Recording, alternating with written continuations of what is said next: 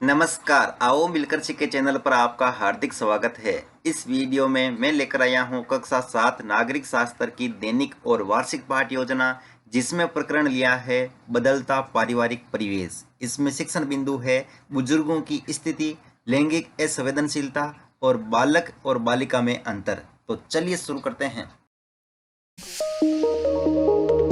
Present by आओ मिलकर सीखें।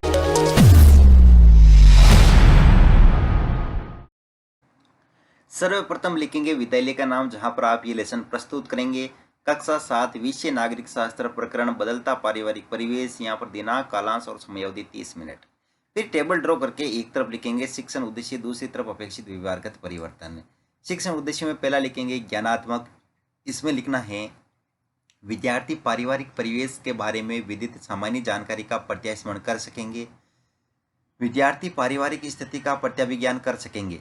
अवबोध, विद्यार्थी परिवार के वर्गों का वर्गीकरण कर सकेंगे। विद्यार्थी बदलती पारिवारिक स्थिति की व्याख्या कर सकेंगे। ज्ञानोपयोग, विद्यार्थी पारिवारिक परिवेश के बारे में प्राप्त जानकारी को अपने भावी जीवन में महसूस कर सुधारने की कोशिश कर सकेंगे। कौशल, विद्यार्थी बदलते पारिवारिक परिवेश का चित्र बना सकेंगे। फिर है अभिरुचि, जिसमें लिखेंगे विद्यार्थी बदलते पारिवारिक परिवेश के बारे में और अधिक जानकारी प्राप्त करने में रुचि ले सकेंगे। अभिवृत्ति, विद्यार्थियों में बदलते पारिवारिक परिवेश के विरुद्ध कदम उठाने की भावना का विकास हो सकेगा। सहायक सामग्री, रोलर बोर्ड, डस्टर, संकेतक, चौक आदि। शिक्षण विधि, व्याख्यान विधि, प्रश्नोत्तर विधि। पूर्व ज्ञान, विद्यार्थी पारिवारिक परिवेश के बारे में सामान्य जानकारी रखते हैं। फिर है प्रस्तावना प्रश्न, जिसमें टेबल ड्रॉ करके लिखेंगे छात्र अध्यापक क्रियाएं, दूसरी तरफ विद्यार्थी क्रियाएं। अगर आप छात्र अध्यापिका हैं तो जहां पर भी छात्र अध्यापक लिखा है उसकी जगह आप छात्रा अध्यापिका लिखेंगे। इसमें फर्स्ट क्वेश्चन, मनुष्य स्थायी रूप से कहाँ निवास करता है? घर में। घर में रहने वाले सदस्यों से मिलकर बनने वाली इकाई को क्या कहते हैं? परिवार। परिवार को कितने वर्गों में विभाजित किया गया है? 2 वर्ग में। परिवार के 2 वर्ग कौन कौन से हैं? संयुक्त परिवार, एकल परिवार। अगला क्वेश्चन है बदलते पारिवारिक परिवेश के बारे में आप क्या जानते हैं? समस्यात्मक प्रश्न। उद्देश्य कथन में लिखेंगे आज हम बदलते पारिवारिक परिवेश के बारे में अध्ययन करेंगे। प्रस्तुतिकरण, जिसमें टेबल ड्रॉ करके लिखेंगे शिक्षण बिंदु, छात्राध्यापक क्रियाएं, विद्यार्थी क्रियाएं और यहाँ पर श्यामपट सार।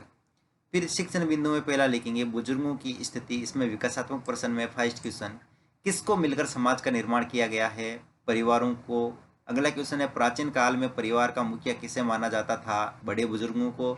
वर्तमान में बड़े बुजुर्गों की स्थिति कैसी है? निरुत्तर। और यहाँ पर दोस्तों छात्र अध्यापक कथन में लिखेंगे वर्तमान में परिवार के बुजुर्गों की स्थिति दयनीय है। युवाओं द्वारा बुजुर्गों की उपेक्षा की जाती है, इससे उनके ज्ञान और अनुभव का परिवार को लाभ नहीं मिलता। बुजुर्गों के प्रति उपेक्षित व्यवहार के कारण वृद्धाश्रम खुल रहे हैं। यहाँ विद्यार्थी क्रिया विद्यार्थी ध्यानपूर्वक सुनेंगे। विधि में व्याख्यान विधि। और यहाँ पर दोस्तों श्यामपट सार में लिखेंगे वर्तमान में बुजुर्गों की स्थिति दयनीय और युवाओं द्वारा उपेक्षा अपेक्षित व्यवहार के कारण अब वृद्धाश्रम खुले। यहाँ पर बोध प्रश्न, तो इसमें फर्स्ट क्वेश्चन वर्तमान में परिवार में बुजुर्गों की स्थिति कैसी है? दयनीय। अगला क्वेश्चन है बुजुर्गों के प्रति उपेक्षित व्यवहार के कारण कौन सी संस्थाएं खुल रही है? वृद्धाश्रम। अगला शिक्षण बिंदु है लैंगिक असंवेदनशीलता, जिसमें विकासात्मक प्रश्न में फर्स्ट क्वेश्चन लिंग कितने प्रकार के होते हैं? 3। लिंग के तीनों प्रकार कौन कौन से हैं? स्त्रीलिंग, पुल्लिंग और नपुंसकलिंग। लैंगिक असंवेदनशीलता के बारे में आप क्या जानते हैं? निरुत्तर। फिर यहाँ पर दोस्तों छात्र अध्यापक कथन, इसमें लिखेंगे लैंगिक असंवेदनशीलता का अर्थ है स्त्री और पुरुष के प्रति समभाव अनुभव नहीं करना। स्त्री और पुरुष के आधार पर कार्य, व्यवहार और परंपराओं का बंटवारा कर दिए जाने को लैंगिक असंवेदनशीलता कहते हैं। यहाँ विद्यार्थी क्रिया में विद्यार्थी ध्यानपूर्वक सुनेंगे। और यहाँ पर दोस्तों श्यामपट सार में लिखेंगे लैंगिक असंवेदनशीलता का अर्थ है स्त्री और पुरुष के प्रति समभाव अनुभव नहीं करना। बोध प्रश्न, तो इसमें फर्स्ट क्वेश्चन लिखेंगे स्त्री और पुरुष के प्रति समभाव अनुभव नहीं करना कहलाता है लैंगिक असंवेदनशीलता। लैंगिक असमानताओं में कार्य को किसके आधार पर बांट दिया जाता है? तो स्त्री और पुरुष। फिर तीसरा शिक्षण पॉइंट है बालक और बालिका में अंतर। इसमें विकासात्मक प्रश्न में फर्स्ट क्वेश्चन प्राचीन काल में समाज में किसकी प्रधानता थी? पुरुषों की। पुरुषों की प्रधानता के कारण आजकल किनके मध्य अंतर किया जाने लगा? बालक और बालिका के मध्य। अगला क्वेश्चन है बालक और बालिका के मध्य अंतर के बारे में आप क्या जानते हैं? निरुत्तर। फिर दोस्तों यहाँ पर है छात्राध्यापक कथन, जिसमें लिखेंगे बालक और बालिकाओं के मध्य पालन पोषण, शिक्षा व स्वास्थ्य में अंतर किया जाता है। यह अंतर सामाजिक और धार्मिक मान्यताओं के कारण किया जाता है। और विद्यार्थी क्रिया में लिखेंगे, विद्यार्थी ध्यानपूर्वक सुनेंगे।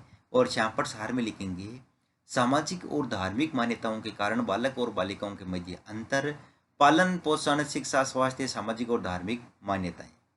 फिर यहाँ पर है बोध प्रश्न, तो इसमें फर्स्ट क्वेश्चन, बालक और बालिकाओं के मध्य किस क्षेत्र में अंतर किया जाता है? पालन पोषण तथा स्वास्थ्य। किन मान्यताओं के कारण बालक बालिकाओं में अंतर किया जाता है? सामाजिक और धार्मिक मान्यताएं। फिर है मूल्यांकन प्रश्न, तो इसमें फर्स्ट क्वेश्चन, प्राचीन काल में परिवार का मुखिया माना जाता था, बालकों को, युवाओं को, बुजुर्गों को कोई नहीं। बुजुर्गों के प्रति उपेक्षित व्यवहार के कारण कौन सी संस्था खुली हुई है? और लिंग के 3 प्रकार कौन कौन से हैं? स्त्री और पुरुष के प्रति समभाव अनुभव नहीं करना क्या कहलाता है? अगला क्वेश्चन है कौन सी मान्यताओं के कारण बालक बालिकाओं में अंतर किया जाता है? और गृह कार्य में लिखेंगे बदलते पारिवारिक परिवेश पर 5 वाक्य लिखिए, अंत में परिवेश शक्ति बनी।